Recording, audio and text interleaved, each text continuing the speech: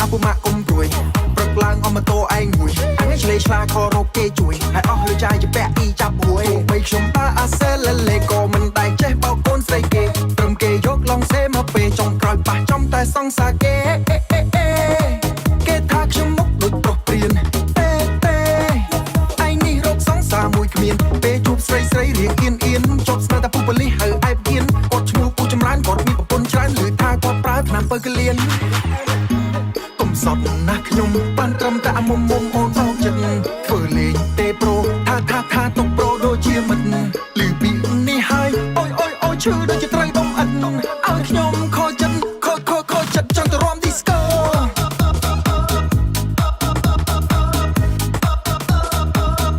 ខកចិត្តចង់ទៅរាំឌីស្កូ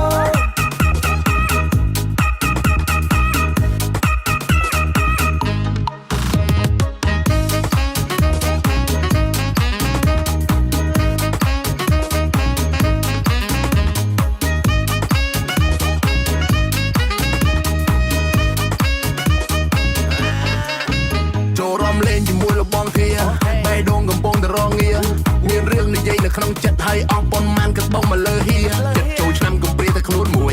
ចង់ផឹកយំនេះបាក់បៀប្រាប់បើតើទាំងខ្ញុំនេះចេញលុយហៅនាងអង្គុយមកបាននៅចិត្តឃ្លាមើលនាងរំកំពុងកវីសក់វ៉ែវ៉រញ៉ៃហើយស្ទាយនាងរំបដូចចលែកឡាក់ញ៉ាក់ឲ្យដូចចំណូលថ្មីមើលមាត់នាងវាដូចទៅចង់ខក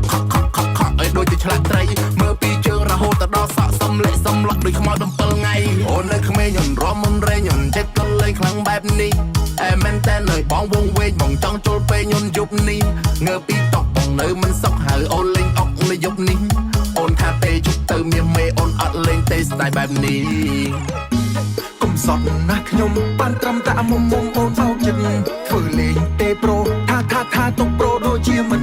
ឮពីនេះហើយអូយឈឺដូចជាត្រូវដុំអិន